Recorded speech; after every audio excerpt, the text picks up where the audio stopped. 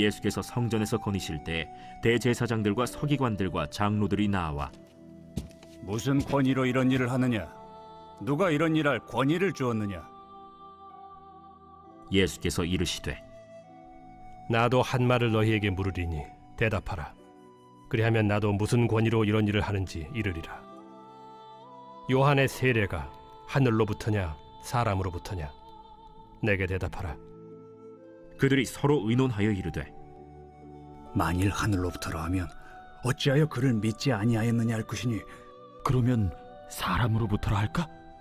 하였으나 모든 사람이 요한을 참 선지자로 여기므로 그들이 백성을 두려워하는지라. 이에 예수께 대답하여 이르되 우리가 알지 못하노라. 나도 무슨 권위로 이런 일을 하는지 너희에게 이르지 아니하리라.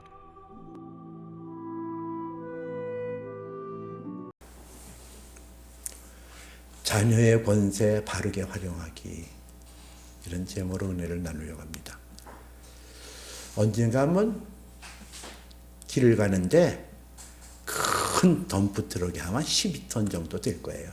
큰 덤프트럭이 굉음을 울리면서 빵 하면서 막 가요. 근데 빨간불이 켜졌는데 멈추지 않고 그냥 건널목을 건너가더라고요.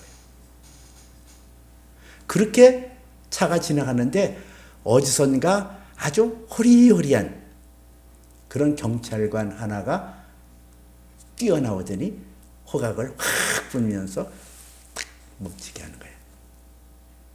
근데 그 12톤짜리 큰 덤프트럭이 그 호리호리한 경찰관 앞에서 띡 브레이크를 밟으면서 쓰더라고요.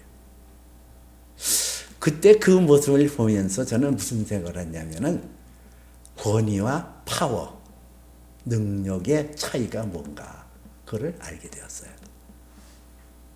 이 권위라는 오소리티와 능력이라는 파워. 파워는 12톤 트럭이 훨씬 강하죠. 그리고 그 호리호리한 경찰관은 파워보다는 더 오소리티, 권위가 파워보다 앞서 있는 거예요. 그 권위 앞에 12톤 트럭도 멈추는 것처럼 우리가 세상 살면서 우리에게 주어진 권위가 있거든요. 권세가 있거든요. 오소리티라는 권세가 있거든요. 요한복음 1장 12절에 보니까 영접하는 자, 그 이름을 믿는 자마다 하나님의 자녀가 되는 권세를 주었느니라 그랬거든요. 여기서 권세, 이 권세가 나오거든요. 이 권세를 영어 성경에서는 right라는 단어를 썼더라고요. 권리, right에서 권리라는 단어를 썼고, 헬라어 원문에서는 이 단어가 엑수스라는 단어를 썼어요. 엑수시아라는 단어를 썼어요. 근데 오늘 28절에서 무슨 권위로 내가 이 일을 하느냐, 누가 이 일을 할 권위를 주었느냐 할 때 이 권위가 엑수시아라는 단어를 썼어요. 똑같아요. 권세와 권위 똑같은 단어예요.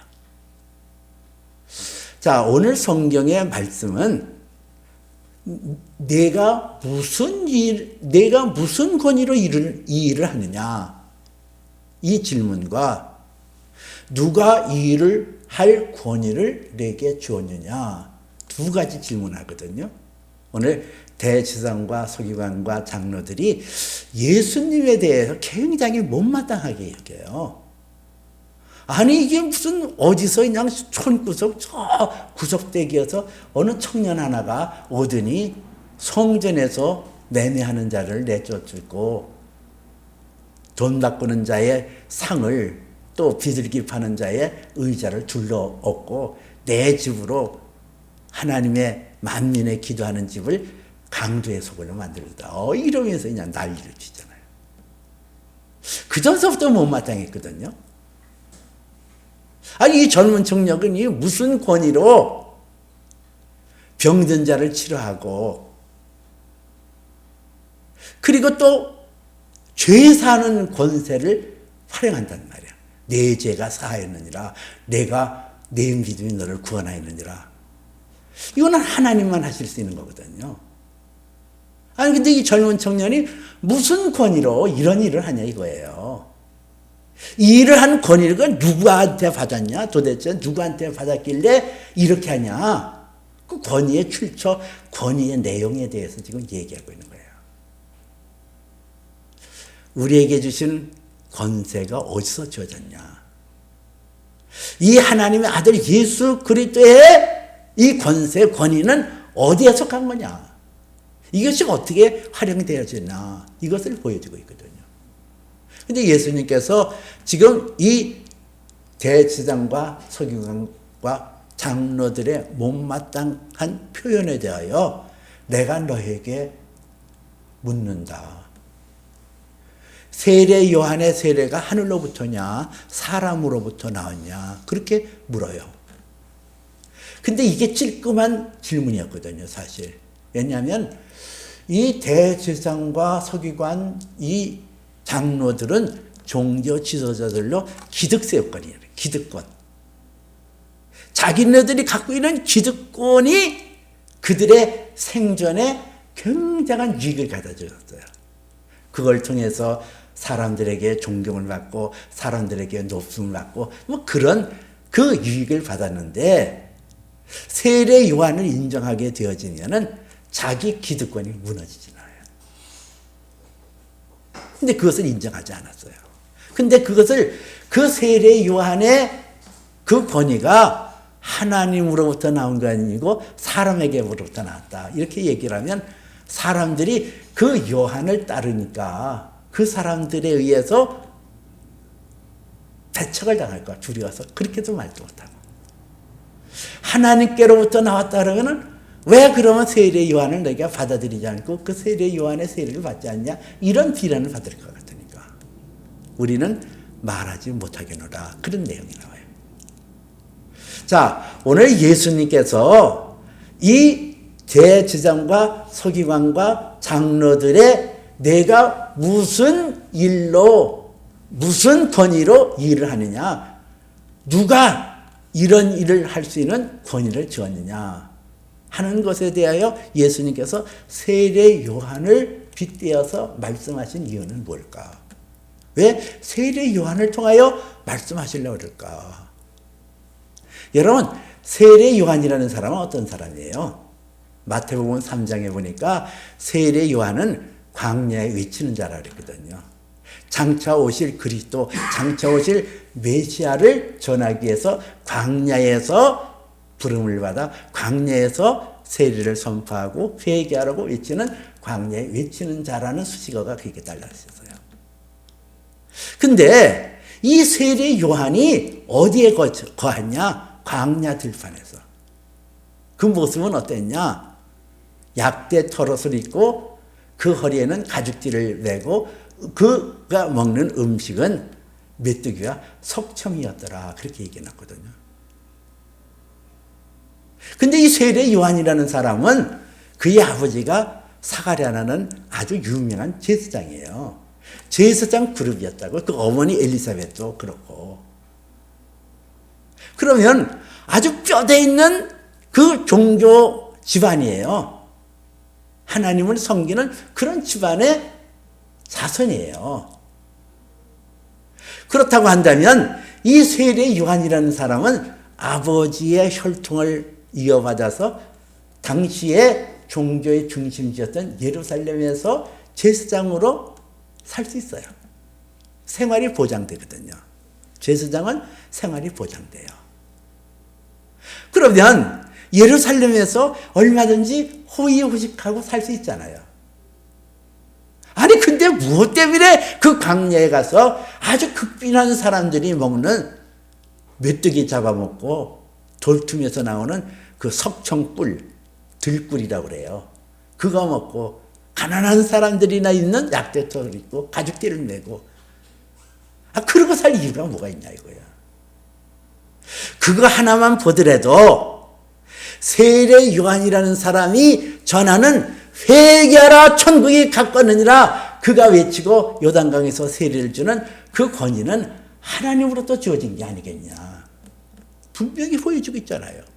그의 삶을 통해서 그가 하나님으로부터 보내심을 받지 않았다고 한다면 그렇게 세상 것을 다 팽개치고 광야에 들어가서 메뚜기 잡아먹고 석촌꿀 먹어가면서 그냥 호의호식하는 게 아니라 들판 사나이로 지낼 이유가 뭐가 있냐? 제정신이에요? 그게 아니잖아요.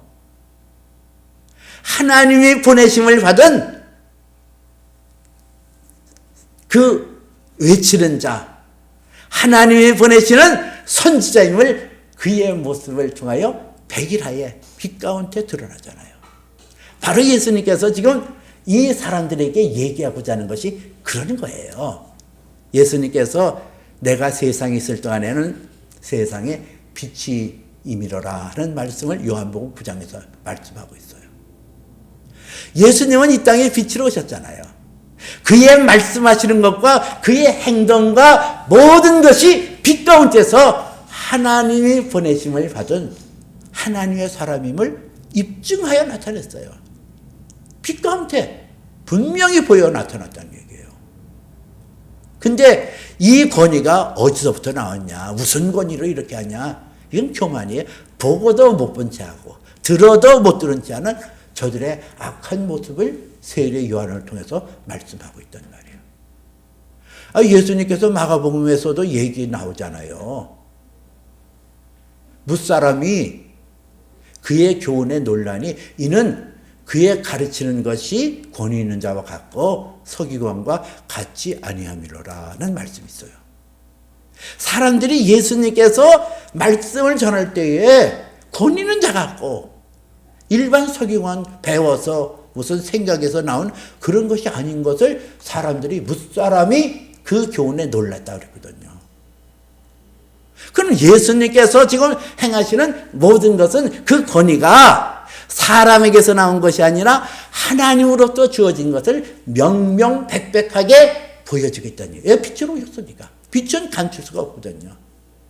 이것처럼 우리는 예수 그리스도 안에서 하나님의 자녀가 되는 권세가 있거든요. 우리가 이 권세를 제대로 잘 활용할 때 우리는 빛으로 드러날 수 있어요. 너희는 세상의 빛이니 삼위의 동네가 감춰지지 못하리라는 마태복음 5장에 나와 있는 말씀대로 우리에게 주신 권세, 우리에게 주신 오서리티, 우리에게 준 라이트, 이 권리, 권세를 잘 활용할 때 우리는 빛으로 나타날 수 있고 이 권세를 활용함으로써 파워가 어떻게 나타나냐. 파워가 다스림을 받거든요. 능력이.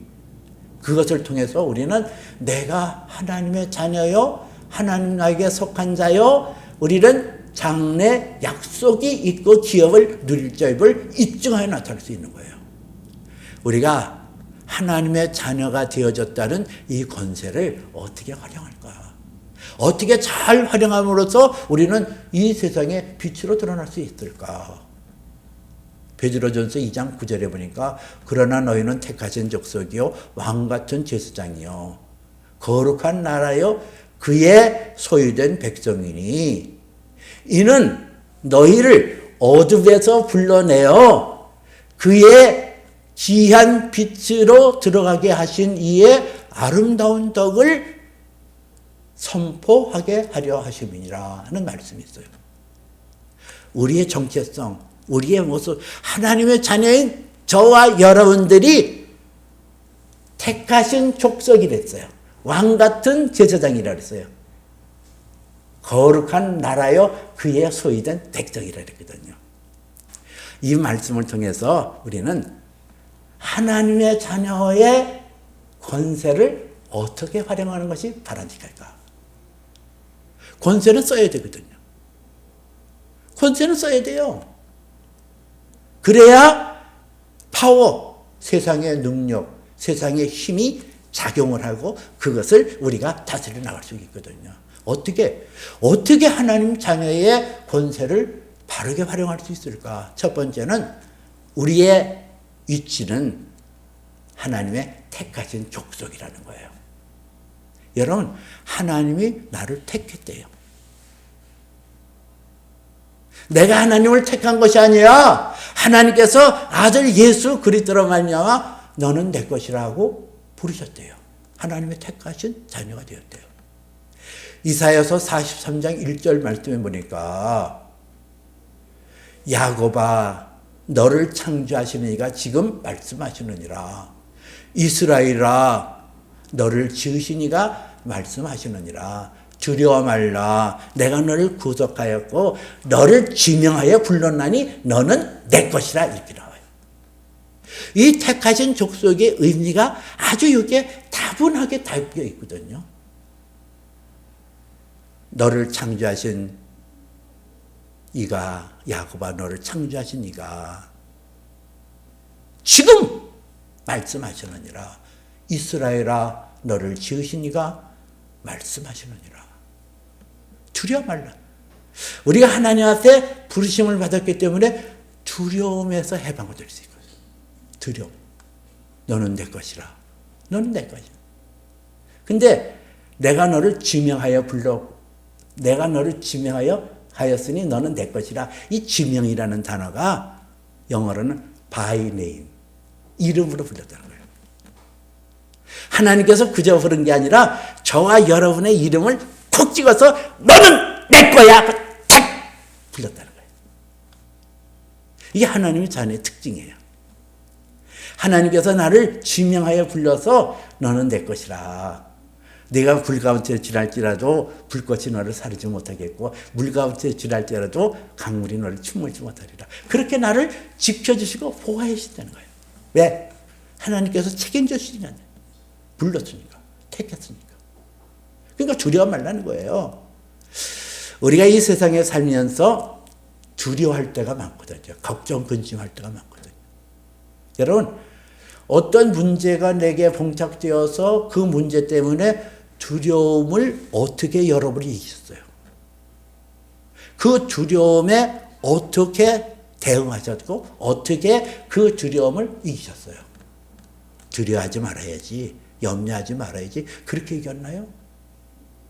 성경에 보면 예수님께서 풍랑이는 바다에 제자들과 함께 가시잖아요. 거기서 백구물에 주무시다가 제자들이 와서 깨우니까 예수께서 깨어 바람을 꾸짖으며 바다더러 이르시되 잠잠하라 고요하라 하시니 바람이 그치고 아주 잔잔해졌더라 하는 말씀이 나와요. 여러분, 예수님께서 지금 하는 모습을 여러분 잘 보세요. 우리가 생각할 때는 어떻게 그 바람을 꾸짖었다. 리뷰. 바람을 꾸짖었다. 바다더러 이르신다. 아니, 이 바다라든가 무슨 바람이라든가 이게 무생물체 아니에요. 무슨 의식이 있어요. 그런데 예수 그리스도의 권위를 가지고 바람을 꾸짖으시고 바다더러 이르시되 잠잠하라 고요하라 하니 바람이 그치고 아주 잔잔해졌더라 하신 말씀대로 여러분 우리에게 주어지는 어서러티 이 권세 이것은 활용할 때 기적이 일어나요. 외치잖아요. 예수님께서 잠잠하라 고요하라. 내 앞에 당하는 두려움 내 앞에 다가오는 산과 같은 어려움이 있다 할지라도 그것이 나를 침몰시키려고 담벼들 때 그 배후에 악한 마귀가 있음을 여러분 기억하셔야 돼요. 도적질하고 죽이고 멸망시키려는 것뿐이 아닌 악한 마귀가 우리를 집어삼킬 때 덤벼들 때 우리는 예수 그리스도의 권세와 능력으로 잠잠하라 고요하라 외칠 수 있어야 돼요. 나를 죽이려고 달려드는 이 험악한 모든 환경들아 예수의 이름으로 명하느니 떠나갈지어다. 그렇게 권세를 활용하라는 거예요. 왜? 나는 하나님의 자녀고 하나님의 자녀에게는 이런 권세를 주셨기 때문에 그래요. 내게 능력 주시는 자리에서 능치 못할 일이 없는 일 하신 대로 하나님께서는 우리에게 그런 능력을 주셨거든요. 그런 권세를 주셨거든요. 이 권세가 내 안에 있음을 확 깨달을 때 사랑에는 두려움이 없나니 온전한 사랑은 두려움을 내어 쫓느니라. 두려움에는 형벌이 따름이라. 두려워하는 자는 사랑 안에서 온전히 이루지 못하느니라 말씀이 있어요. 여러분, 하나님의 사랑을 의심하지 않고 그 사랑을 내가 받아들인다고 한다면, 여러분, 하나님의 위대한 사랑은 내가 아직 기어졌을 때 그 아들 예수 그리스도를 우리를 위하여 보내심으로 그가 우리에게 대한 자기의 사랑을 확증하여 나타내시느니라는 말씀에 딱 들어있는 거예요. 그 아들을 아끼지 않고 보내셨다는 거예요. 예, 언제? 죄인 졌을 때. 그러면 우리가 믿어야 될 것은 나를 죄와 사망에서 건져주시는 그 위대하신 사랑을 내 마음속에 가득 담아두면 두려움에서 해방받을 수 있어요. 두려움에는 형벌이 따릅니다. 두려움에 여러분들이 갇혀 지내면은 그것이 형벌이 되어서 내 영혼을 찌그러지게 만들고 내 영혼을 곤고하게 만들거든요. 그러므로 내게 다가오는 두려움의 환경을 예수에 주신 그 권세, 그것을 활용하는 거예요. 구약 성경의 다니엘도 그렇고 다니엘의 세 친구도 그렇고 굶주린 사자굴 앞에 빠져 들어가는 다니엘이 왜 거기서 두려움을 느끼지 못했을까? 하나님의 사랑을 그 마음 가득하게 받아들이고 믿음이 충만했기 때문에 그래요. 극렬한 풀무불에 다니엘의 세 친구가 거침없이 들어갈 수 있었던 비결은 뭘까? 하나님의 위대한 사랑이 나를 감싸고 나를 이 이경에서 건지실 분은 오직 하나님. 여기서 죽어도 하나님 영광, 살아도 하나님 영광이라는 믿음이 있었기 때문에 그런 거 아니에요.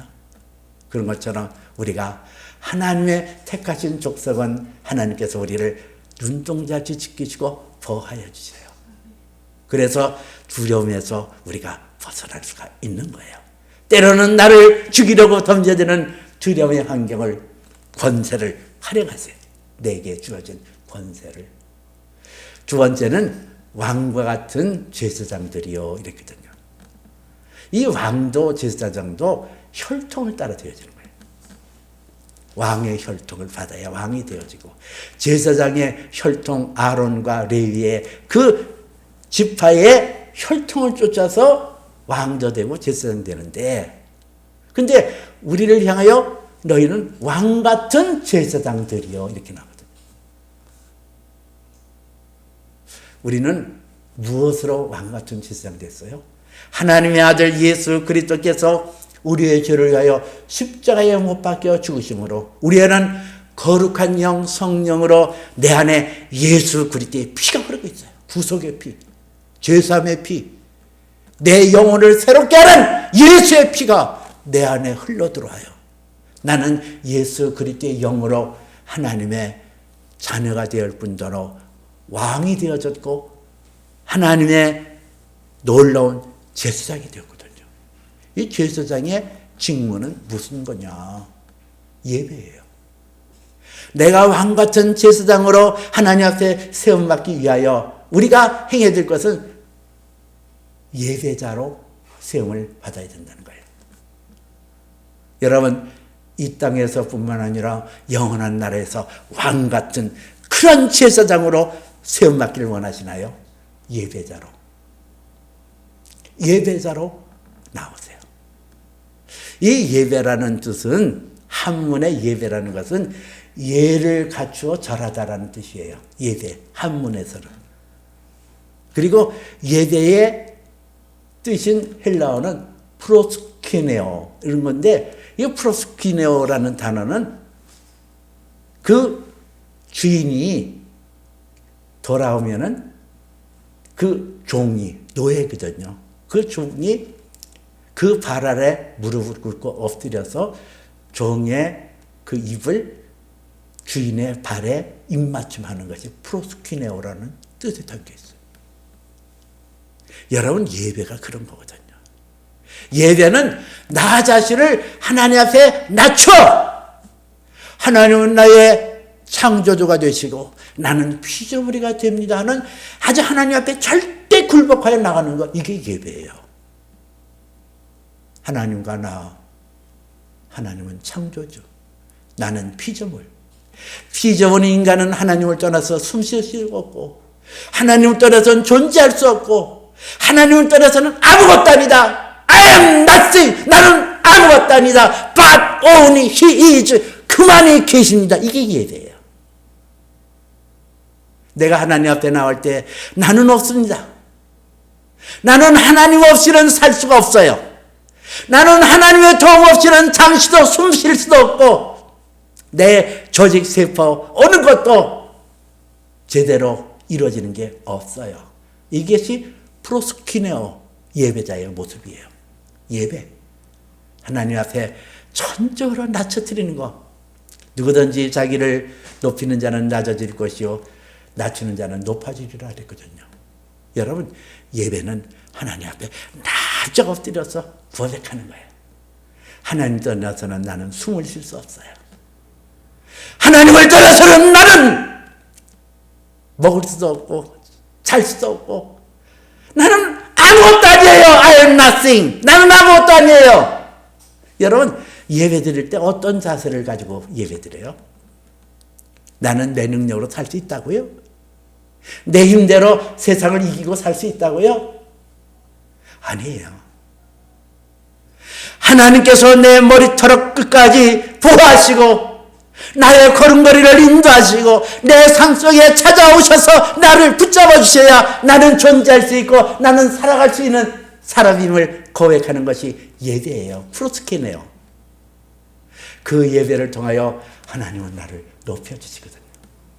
왕 같은 제사장으로 세워주시거든요. 예배를 통하여. 예배는 낮은 자의 고백이요. 예배는 내의 낮아짐을 하나님 앞에 내보이는 것이 예배이거든요. 이 예배를 통하여 우리는 왕 같은 제사장이 될 수가 있는 거예요.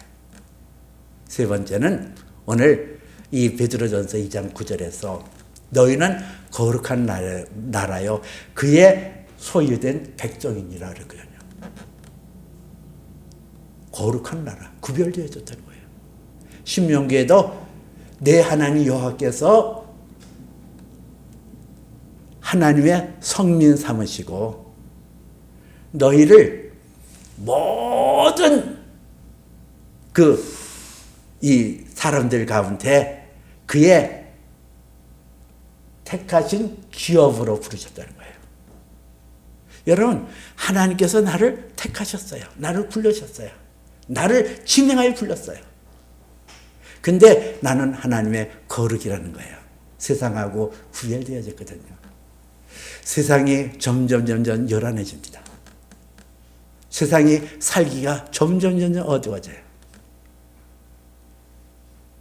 김다희 집사가 말한 그 유튜브 나도 봤거든요. 28년인가 23년 목회했던 분인데 아이 셋 가진 분이 쿠팡이츠하고 그거 볼 때 진짜 마음이 참 착잡해지더라고요. 세상이 점점 어두워지고 있어요. 세상이 점점 고단해지고 있어요. 정의가 사라지고 불법이 행해가는 세대에 우리가 살고 있어요. 마지막 때의 징조이거든요. 마지막 예수 그리스도께서 오실 때에 난리와 난리의 소문이 그치지 않고 민족이 민족끼리 전쟁을 하고 그런 끔찍한 일들이 주변 사방에 벌어지고 있는 이때 우리가 살고 있어요. 주님이 가까이 왔음을 알려주는 징조예요. 그런데 우리는 하나님의 자녀예요. 나는 예수 그리스도의 보혈로 나는 하나님의 자녀가 되었어요. 그의 택하신 족속이에요. 나는 그의 왕같은 제사장이에요. 거룩한 나라예요. 나는 비록 연약하고 부족하지만은 하나님 나라에서 나는 완성된 나라, 하나님 나라의 킹덤, 하나님 나라의 영광의 그 존재로 세움을 받아 나가는 하나님의 나라예요. 그의 소유된 백성이에요. 흔들 자가 없어요. 하나님께로부터 난 자마다 다 범죄하지 않은 줄을 우리가 아노니 하나님께로부터 나신 자가 저를 지키심에 악한 자가 만지도 못하느니라. 요한일서 5장 18절에 기록하고 있잖아요. 여러분, 나는 하나님의 나라예요. 그의 소유된 백성이에요. 그렇기 때문에 나는 이 세상에 물들 수 없어요. 이 세상에 의해서 내가 함몰되거나 이 세상에 의해서 죄를 지을 수 없어요. 어떻게 보면 하나님께로부터 나신 자마다 다 죄를 짓지 아니한 줄을 우리가 안다 그랬거든요. 근데 죄 안 져요? 아니 나도 수없이 죄를 짓더라고. 마음으로 죄 짓지, 말로 죄 짓지, 행동으로 죄 짓지. 아니 기도한다고 하면서 24시간 교회 안에서 생활하는 나도 수도 없이 죄를 져요. 수도 없이. 생각에 죄를 짓고, 말에 죄를 짓고, 마음에 죄를 짓고. 근데 하나님께로부터 나신 자마다 다라고 그래서 다. everybody 다 죄를 짓지 아니하는 줄을 우리가 아노라 그랬거든요. 이게 무슨 말이에요? 내 안에 하나님의 택함이 있고 하나님의 부르심이 있고 하나님께서 나를 그 아들 예수 그리스도의 보혈의 권세로 나를 덮었으므로 죄가 들어오더라도 그 죄가 순식간에 녹아지고 순식간에 사라지는 것을 말씀하고 있어요. 하나님께로부터 나신 자가 저를 지키기에 악한 자가 만지도 못하느니라. 내 안에 죄가 떠돌 수는 있죠. 그러나 그 죄가 나를 점령하여 나를 하나님과의 사랑에서 끊어질 자가 없는 거예요.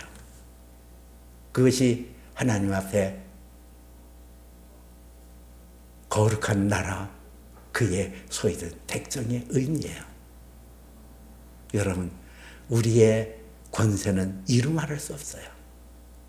하나님께서 우리에게 그 아들 예수 그리스도를 통해서 권세를 주셨다고 한다면 내게도 하나님으로부터 주어지는 권세가 있거든요. 아들에게 줬던 권세가 내게도 있어요. 그래서 우리는 요한계시록 25장 5절에 보니까 다시는 밤이 없겠고 등불과 햇빛이 쓸데없으니 이는 주 하나님의 빛이 그들을 비침이라. 그들이 세세토록 왕노릇하리로다. 여러분, 우리는 등불도 햇빛도 필요 없는 만군의 여호와 하나님의 광명한 빛이 비치는 그곳에서 하나님과 더불어 왕노릇할 존재예요. 이제 내게 주시는 이 놀라운 소망의 빗줄기를 쫓아서 우리가 가져야 될 것은 나는 하나님의 약속을 기업으로 받는 하나님의 자녀가 되었으니 하나님이 나를 택하셨다. 내게 두려움이 찾아올 때는 그 두려움에서 벗어나는 권세를 활용하세요. 하나님 앞에 왕같은 제사장으로 예배를 거스르게 하고 예배를 차단하고자 하는 그런 악한 계획이 있다고 한다면 여러분 물리치세요. 어떤 상황에서도 어떤 여건 속에서도 예배를 우선적으로 여겨야 여러분이 왕같은 제사장 될 수 있거든요. 어머니의 한갑이니까 나는 예배를 빠져야 돼. 누구 집 돌잔치니까 내가 예배를. 여러분, 하나님 앞에 얼마나 송구스러운 모습이에요. 예배를 소홀히 여기는 거, 그건 사단의 작용이에요. 어떤 상황 속에 어떤 여건 속에서도 왕같은 제사장, 나를 낮추고 나를 하나님 앞에 겸하기 위하여 예배를 소중히 여기는 그 믿음을 가질 때 여러분을 하나님께서 높여주시는 거예요. 나는 거룩한 그의 소유된 백성이 되었어요. 이제 그 하나님 안에서 자유를 누리고 기쁨을 누림으로 내가 하나님의 자녀가 되는 그 권세가 얼마나 위대하고 얼마나 아름다운지. 우리는 이 권세를 사용함으로 세상의 빛의 존재로 나타날 수 있어요. 세상은 우리의 모습을 통하여 세상은 하나님을 알기를 원해요. 기이한 빛으로 들어가게 하신 아름다운 덕을 선전하게 하려 합니다. 선포하게 하려 합니다. 나의 모습이 예수를 보여주고 하나님의 위대함을 보여줘야 되거든요. 이 은혜가 저와 여러분에게 있어지기를 주님의 이름으로 축복해 드립니다.